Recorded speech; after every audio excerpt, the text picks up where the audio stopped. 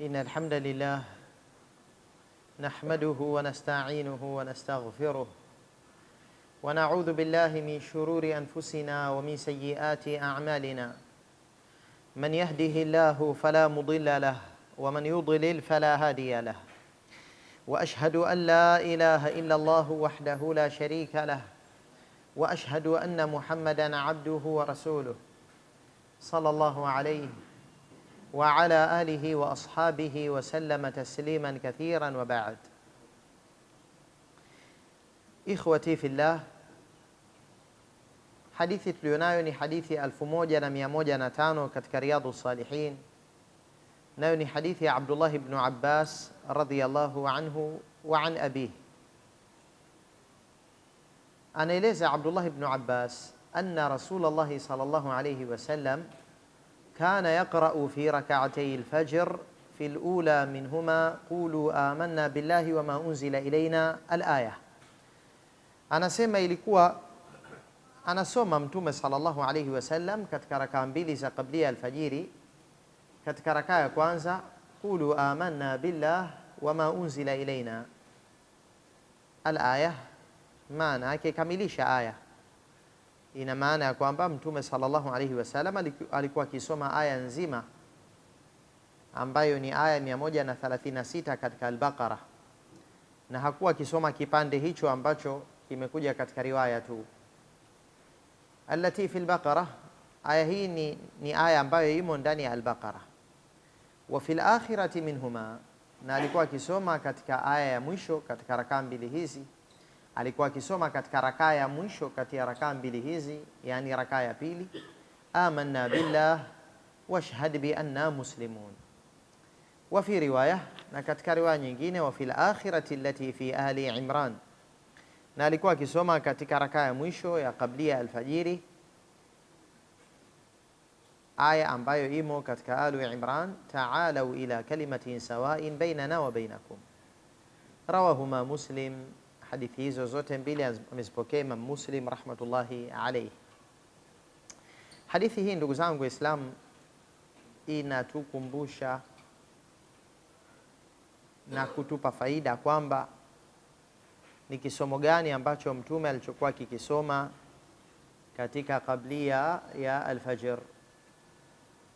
Naomba tuwe makini, tusikilize ufafanuzi wa hadithi hii aliyopokea Abdullah ibn Abbas. Mtume alayhi salatu wassalam katika kablia ya alfajiri imesuniwa akisoma qul ya ayyuhal kafirun na qul huwallahu ahad, yani suratul kafirun baada al-Fatiha katika rakaa ya kwanza, na qul huwallahu ahad baada al-Fatiha katika rakaa ya pili. Na hilo ndilo ambalo amelidumisha zaidi, kama tutakavyokujaona inshallah tutakapofika katika hadithi yake inayofuata. Lakini pia mara nyingine alikuwa akisoma aya hiyo katika Al-Baqara katika rakaa ya kwanza, na aya kutoka katika Alu Imran katika rakaa ya pili. Hili nalo alikuwa akilifanya katika baadhi ya nyakati, ingawa mara nyingi alikuwa akisoma qul ya ayyuhal kafirun na qul huwallahu ahad kama tutakavyokujaona inshallah. Lakini mara nyingine akisoma aya hizi ambazo zimekuja katika hadithi ya Ibn Abbas, na haikuwa mara chache kusoma hizi, pia alisoma mara nyingi, kwa sababu katika riwaya Abi Daud Ibn Abbas anasema annahu kana kathiran ma yaqra, ilikuwa ni mara nyingi Mtume anasoma aya hizi, lakini mara nyingi zaidi akisoma qul ya ayyuhal kafiruna na qul huwallahu ahad. Tutakuja iona hadithi inayofafanua hilo. Ina maana kwamba ni vyema Muislamu hata kama anasoma mara nyingi hizo qul mbili, lakini pia azihifadhi aya hizi na azisome katika kabla yake ya alfajiri, aya ambazo tumezitaja. Na baadhi ya wajawema waliopita walikuwa wakipendelea hasa mtu ahifadhi aya hii iliyomo katika Al-Baqara na ahifadhishe familia yake, kwa sababu ni aya iliyokusanya msingi wa dini yake, msingi wa tauhid, aya muhimu sana. Mtume alayhi salatu wassalam alikuwa akisoma hiyo aya ambayo imo katika Al-Baqara. Kwa hiyo Waislamu tuijue aya hiyo, na ikiwezekana tuifundishe katika familia zetu, waijue tafsiri yake na waisome. Aya 136 katika suratul Baqara, na iko aya kama hiyo lakini ipo katika Alu Imran, sio hiyo iliyokusudiwa kuisoma katika rakaa ya kwanza katika kabla ya alfajiri. Aya iliyokuja katika Alu Imran imekuja na tamko la alaina badala ya ilaina. Yani tuna aya hii ambayo tunatakiwa tuisome, qulu amanna billahi wama unzila ilaina, wama unzila ilaina. Na katika Alu Imran imekuja qul amanna billahi wama unzila alaina. Kwa kwanza kuna tofauti ya tamko la mwanzo. Katika Al-Baqara imekuja qulu, na katika Alu Imran imekuja qul.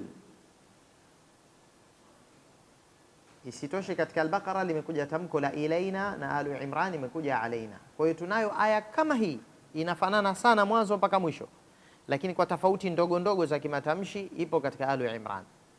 Na ndio maana basi Ibn Abbas akasema kwamba alikuwa akisoma hizo, akisoma aya hiyo allati fil Baqara, akaeka wazi wazi kwamba alikuwa akisoma ni ile iliyoko katika Al-Baqara, sio ile iliyofanana nayo iliyoko katika Alu Imran. Akafafanua akasema allati fil Baqara, aya ambayo imo katika nini? Al-Baqara. Na alhamdulillah kataja mwanzo wa aya, hakutaja mwisho wa aya. Alipoitaja rakaa ya mwanzo ya kablia ya alfajiri, kataja mwanzo wa aya, hakutaja mwisho wa aya, tofauti na rakaa ya pili ya kablia ya alfajiri, kataja mwisho wa aya, hakutaja mwanzo. Ama hii kataja mwanzo kwa sababu mwanzo ndo tunaona tofauti baina aya mbili zilizofanana. Aya Alu Imran imekuja na tamko la qul, na aya Al-Baqara imekuja na qulu.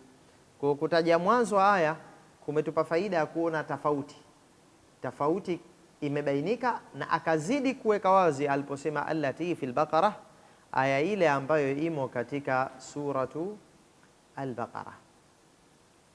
Kwa Mtume alikuwa akisoma katika rakaa mbili za kablia ya alfajiri. Rakaa ya mwanzo akisoma qul amanna billah wama unzila ilaina, ambayo imo ndani ya Al-Baqara, sio iliyoko katika Alu Imran. Na hakuna shaka kwamba alikuwa akisoma sura Fatiha kwanza kisha ndo akisoma aya hiyo. Hali kadhalika rakaa pili akianzia na Fatiha kwanza. Hebu tuiangalie hii aya ambayo imo katika Al-Baqara inasema nini? Wakati Mayahudi na Manasara waliposema kuweni Mayahudi, Mayahudi waliposema kuweni Mayahudi mtapata uongofu, na Manasara waliposema kuweni Manasara mtapata uongofu, wakapewa Waislamu jawabu hii waiseme kwamba wao wanaamini mitume wote.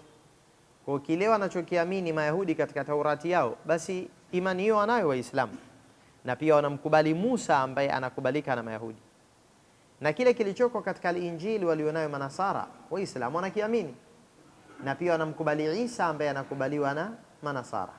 Mayahudi wamemkataa Isa, lakini Waislamu wamemkubali Musa na Isa, ila tu wakasema mtume wa mwisho wa ulimwengu mzima ni Muhammad sallallahu alayhi wasallam.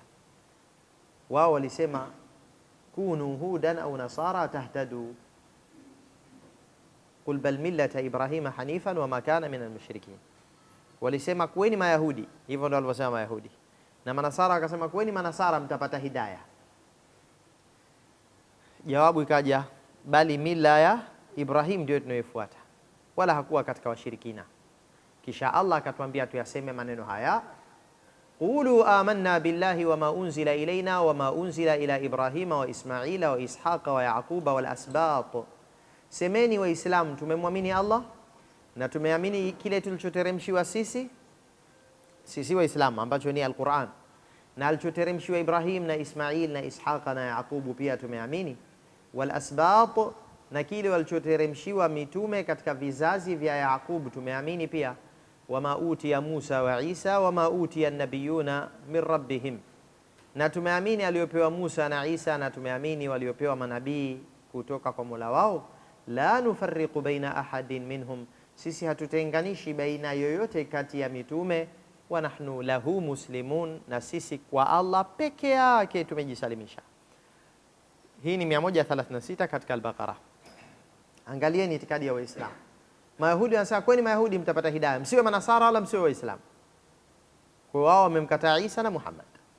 Na manasara wanasema kweni manasara mumfuate Isa na Injili mtaokoka. Lakini Uislamu unasema hapana, tumeamini walioteremshiwa akina Musa na Isa na tumemwamini Muhammad sallallahu alaihi wasallam. Kwa Waislamu peke yao ndio wasiotenganisha baina mitume, tofauti na Mayahudi walivyokuwa na tofauti na manasara walivyokuwa. Aya hii wazee wangu na ndugu zangu Waislamu ni aya muhimu Waislamu kuijua na kuwafundisha familia zao, mpaka wakasema baadhi salafi salih, baadhi ya waja wema waliopita, yanbaghi likulli muslimin an yuallima auladahu wa usratahu hadhihi alaya wa an yuhafidhahum iyaha wa an yuallimahum maaniha wa madmunaha. Inampasa kila Muislamu kuijua aya hii, kuifundisha katika familia yake, kuwahifadhisha na kuwatambulisha ujumbe uliobebwa na aya hii, kwa sababu ni aya inaonyesha shina la imani. Alafu angalieni kilichosuniwa katika mwanzo wa siku ya Muislamu, ndio kwanza anaianza siku mpya, kwa sababu siku inaanza baada ya kuingia alfajr, na ndio maana hata siyam inaanzia pale.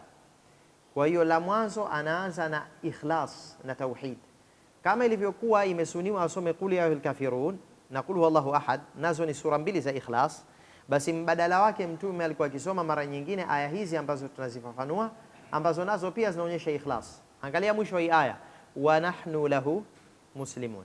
Haikuja wa nahnu muslimuna lahu, haikuja khabar ya mubtada kabla ya jar na majrur, bali imekuja jar na majrur qabla al-khabar, dalalatan ala al-hasr wa takhsis, ili ionyeshe uhusishaji kwamba wa nahnu lahu, na sisi kwake peke yake.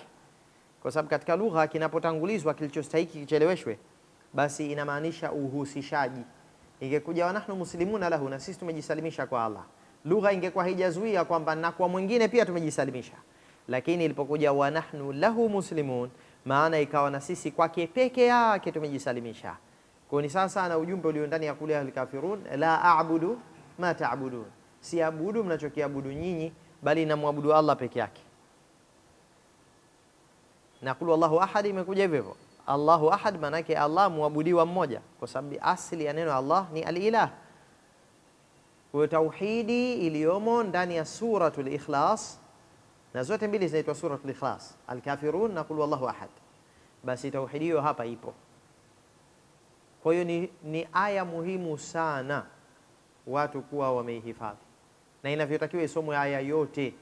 Tusije tukafahamu katika hadithi ya Ibn Abbas kwamba tusome mpaka wa unzila ilaina bas. Ibn Abbas kataja mpaka hapo, lakini hadithi ikaja na neno al-aya. Na neno al-aya wanaviona nasema ili neno al-aya linakuwa ni mansubun, yani al-ayata.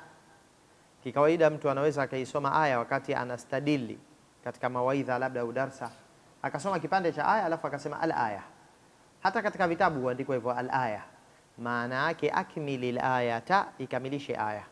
Ina maana kwamba neno al-aya linakuwa mansubun bi fathatin dhahiratin li fi'lin mahdhufin muqaddar taqdiruhu akmil. Asili yake isemwe akmilil ayata, lakini neno akmil limeondolewa. Akmilil aya maana yake ikamilishe hiyo aya. Ina maana rawi anataka kusema kwamba ikamilishe hiyo aya, imekusudiwa aya yote isomwe katika rakaa ya kwanza na rakaa ya pili, pia zinasomwa aya kwa ukamilifu wake.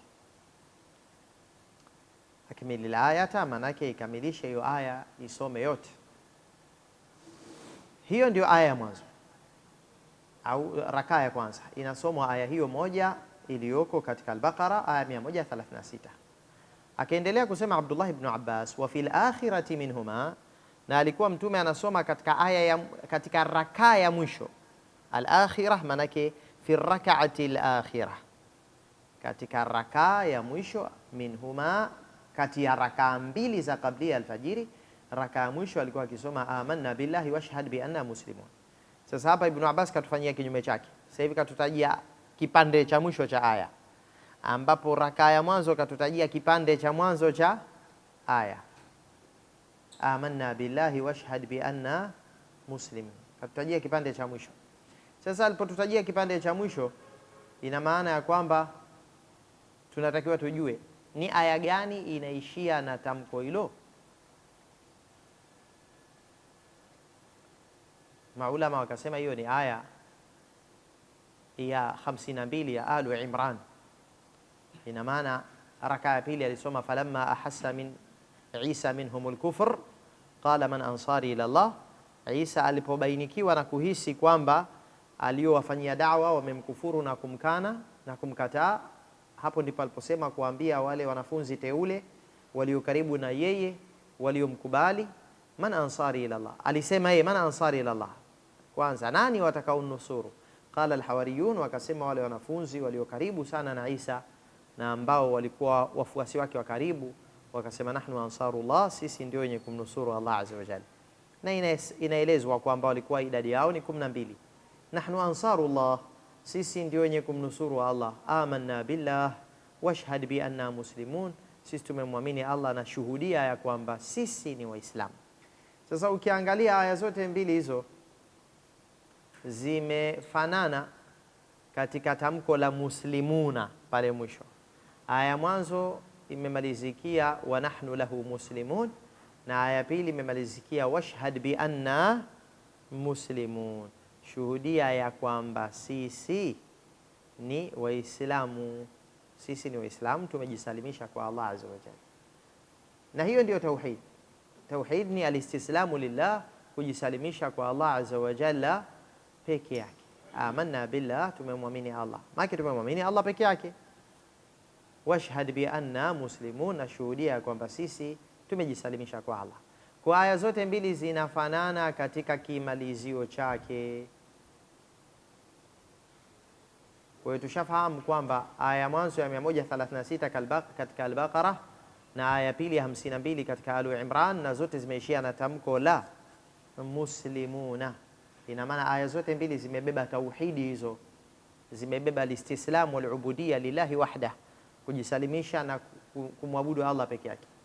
Akasema wa fi riwayatin, yani katika hadithi imekuja wa fi riwayatin, na katika riwaya nyingine wa fil akhirati allati fi Ali Imran, na katika raka ya mwisho, yani raka ya pili katika kabla ya alfajiri, Mtume alisoma aya iliyoko katika Alu Imran inayosema ta'alau ila kalimatin sawa'in bainana wa bainakum.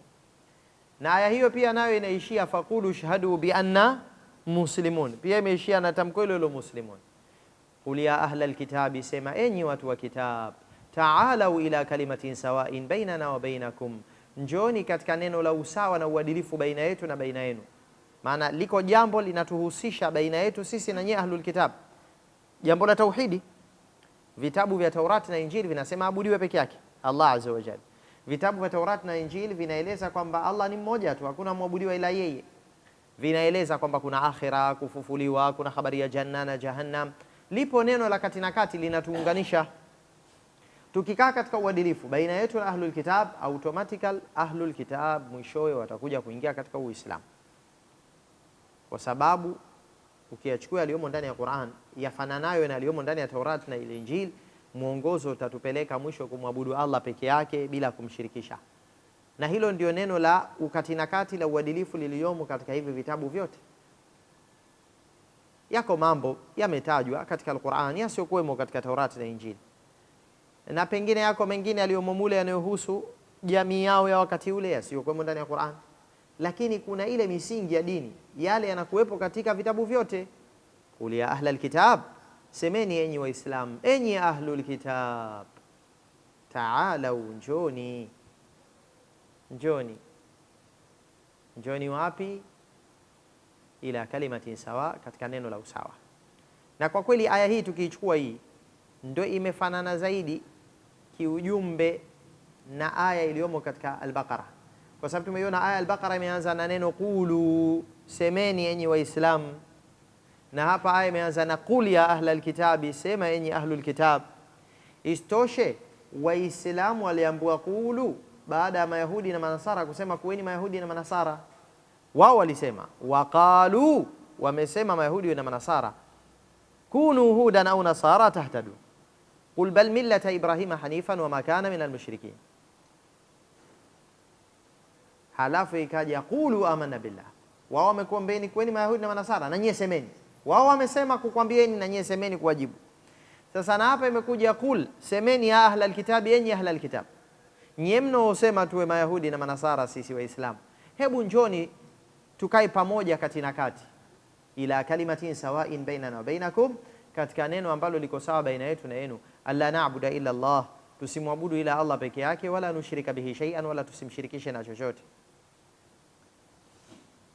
wala yattakhidha ba'duna ba'dan arbaban min duni Allah, wala baadhi yetu wasiwafanye wengine kuwa ni waungu pasi na Allah azza wa jalla, awe mwabudiwa ni mmoja tu, naye ni Allah jalla wa ala. Halafu fa in tawallaw, wakikengeuka, faqulu shahadu bi anna muslimun, hapo semeni nyinyi Waislamu kwamba shuhudieni ya kwamba sisi ni Waislamu. Hiyo ni 64 Alu Imran. Ina maana ya kwamba aya hii imechukuana kweli kweli na ile aya iliyoko katika rakaa ya mwanzo inayotakiwa isomwe katika suratu Al-Baqara. Lakini maulama wakasema ina maana rakaa ya pili anaweza akasoma mtu falamma ahassa Isa minhumul kufr, au akaisoma hii qul ya ahla alkitabi ta'alu. Ama rakaa ya mwanzo ishaainika kinachotakiwa kisomwe ni ile aya Al-Baqara, qulu amanna billah wama unzila ilaina.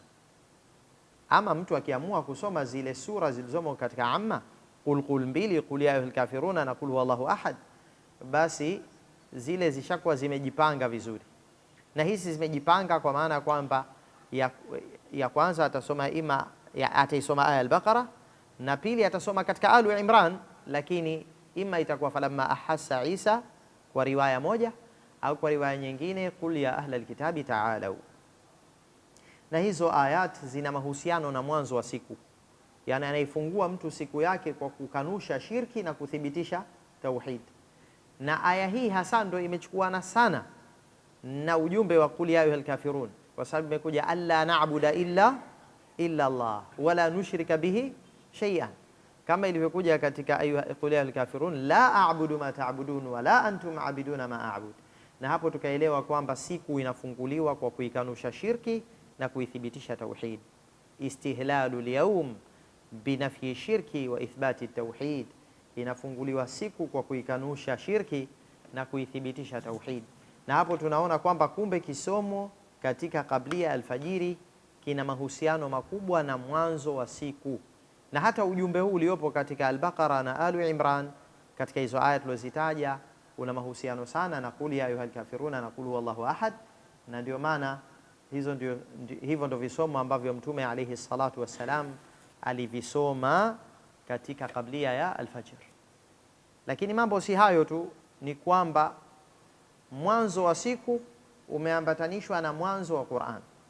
Kivipi? Kwamba mwanzo wa Qur'an kwanza kabisa inaanza Al-Fatiha, halafu inakuja suratul Baqara, halafu inakuja suratu Alu Imran. Mwanzo wa Qur'ani ni sura 3 za mwanzo katika mpango wa msahafu, ndio hizo. Kwa hiyo Mtume sallam kaanza na mpango mzuri katika kablia alfajiri, kaanza suratul Fatiha, halafu akasoma aya katika Al-Baqara, aya ile ikawa kama imewakilisha suratul Baqara, halafu rakaa ya pili baada al-Fatiha akasoma aya katika Alu Imran, na mpango wa kimsahafu inakuja Al-Fatiha, kisha inakuja suratul Baqara, kisha inakuja suratu Ali Imran. Kwa hiyo imekuwa anaianza siku kwa kile kilichoanzwa nacho katika utaratibu wa msahafu. Na ukiangalia katika ahadithi za Mtume sallam, zimekuja hadithi kuthibiti kutaja fadhila za sura al-Fatiha katika vitabu vya fadhail vinavyozungumzia fadhila za suwar, halafu zinakuja pia hadithi zinataja fadhila za suratul Baqara na suratu Ali Imran. Na Mtume akizitaja sura mbili hizi anazijumuisha kuonyesha kwamba ni sura mbili zimekaa pamoja katika utaratibu wa Qur'an, lakini ziko pamoja katika baadhi ya sifa pia. Kwa mfano, imekuja katika hadithi Mtume amesema iqra'ul Qur'ana fa innahu ya'ti yawm al-qiyamati shafi'an li ashabihi, isomeni Qur'ani kwani Qur'ani itakuja siku ya kiyama kuwatetea watu wake. Kisha akasema iqra'u zahrawaini, someni sura mbili zinazong'ara.